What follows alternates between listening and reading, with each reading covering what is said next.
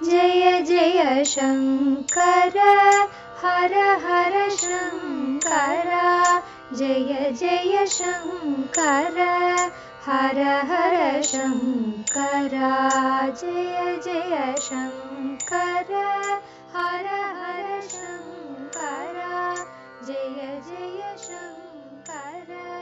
குரு தெய்வத்தின் குரல் 4ஆம் பாகம். குருகுலம் கட்டிகாஸ்தானம், க்ஷத்ரியரும் பிராமணரும். இன்னொரு விஷயமும் தோன்றுகிறது.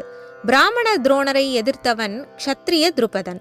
பிராமணர்கள் அத்தியாபனம் செய்து வந்த வேதத்தையும் அவர்கள் அனுஷ்டானம் செய்த யக்ஞ கர்மாவையும் எதிர்த்த புத்தரும் ஜீனரும் கூட க்ஷத்ரியர்கள்தான். பிற்காலத்தில், அதாவது தற்காலத்துக்கு 500 வருஷம் முந்தி வேத பிராமணியம், அதாவது வேதத்தின் அத்தாரிட்டி, வர்ணாசிரமம் ஆகியவற்றை புத்தர் ஜீனர் ஆகியவர்களைப் போலவே ஆக்ஷேபித்து, ஆனாலும் ஹிந்து தர்மத்திலிருந்து அடியோடு முறித்து கொண்டு போகாமல் இதிலிருந்தே நாம ஜபம், சப்த பிரம்ம அனுசந்தானம் போன்றவற்றை எடுத்துக்கொண்டு சீக்கிய மதத்தை ஸ்தாபித்த நானக் யார் என்று பார்த்தால் அவரும் க்ஷத்ரியர்தான். கொள்கையை எதிர்த்து புதுசாக மதம் பண்ணாமல் ஒரு பிராமணரிடம் தனிப்பட்ட முறையில் துவேஷம் கொண்டவர்களாக இருந்தவர்களை பார்த்தாலும் துரோணரின் விரோதம் கொண்ட திருபதன் அவருக்கு முந்தி ஜமதக்னி மகர்ஷியிடம் விரோதம் பாராட்டிய கார்த்தவீரியன் முதலானவர்கள் க்ஷத்ரியர்களாகத்தான் இருந்திருக்கிறார்கள். திருபதனுக்கு ஏளனமாக ஆரம்பித்து துவேஷமாக முடிந்தது. கர்த்தவீரியனுக்கோ ஜமதக்னியிடம் பொறாமையில் ஆரம்பித்தது. இந்த பிராமணன் ஒரு கோமணத்தை கட்டிக்கொண்டு குடிசையில் உட்கார்ந்திருந்தாலும் இவனுடைய தபோபலத்தால் அல்லவா நம் புஜபலத்தால் பெற முடியாத தேவலோக பசுவான சுரபியை பெற்று இஷ்டமானதெல்லாம் கறக்கும்.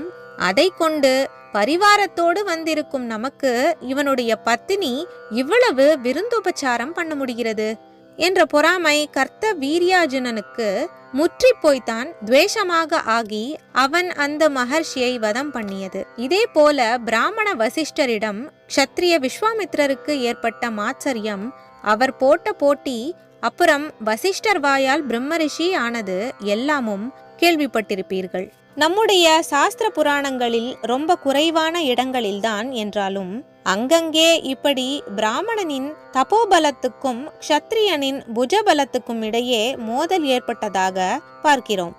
இதை ஆராய்ந்து பார்த்தோமானால் தற்போது வர்ண தர்மத்தை ஆக்ஷேபித்து எழுப்பப்படும் ஒரு புரளி உடைப்பட்டு போய்விடும். தற்கால சீர்திருத்தவாதிகள் என்ன சொல்கிறார்கள் என்றால், துருக்கர், வெள்ளைக்காரர் முதலிய அந்நிய தேசத்தார் இத்தனாம் பெரிய நம்முடைய உபகண்டத்தை அவர்களுடைய ஆதிக்கத்தின் கீழ் கொண்டு வந்ததற்கு காரணமே வர்ண விபாகத்தால் நம்முடைய சமுதாயம் பிளவுபட்டு பலகீனமாய் இருந்ததுதான் என்று சொல்கிறார்கள். உள்ளர்த்தம் என்னவென்றால், பிராமணர்கள் ராஜாக்களை கையில் போட்டுக்கொண்டு மற்ற ஜனங்களை ரொம்பவும் தாழ்த்தி வைத்திருந்தார்கள்.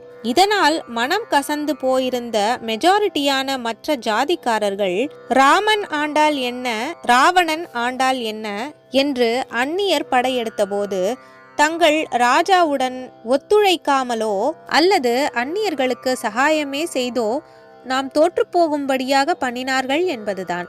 பிராமணர்களை குற்றவாளிகளாக பண்ண வேண்டும் என்ற எண்ணத்தில் கற்பித்திருக்கிற இந்த அபிப்பிராயப்படி உண்மையில் இதர ஜாதியினர்தான் பெரிய குற்றவாளிகளாக ஆக்கப்படுகிறார்கள். தங்களுக்கு உயர்வு இல்லை என்பதற்காக தேசத்தையே பிறரிடம் அவர்கள் காட்டிக் கொடுத்ததாகத்தானே இந்த அபிப்பிராயப்படி ஆகிறது. இம்மாதிரி அவர்கள் பிரம்ம க்ஷத்ரியர்களிடம் துவேஷம் கொண்டிருந்ததாகவோ அந்நியர்களுக்கு ஆதரவாக இருந்ததாகவோ சரித்திர ரீதியில் சாட்சியே கிடையாது.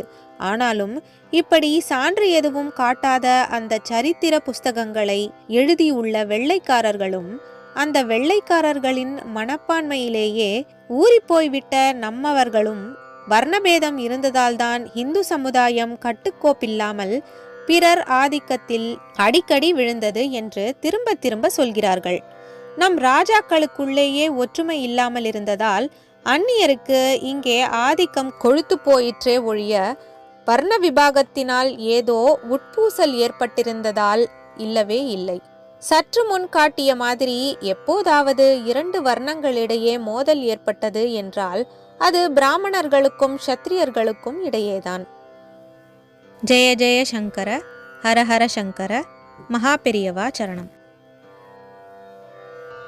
जय जय शङ्कर हर हर शङ्कर, जय जय शङ्कर हर हर शङ्कर, जय जय शङ्कर हर हर शङ्कर.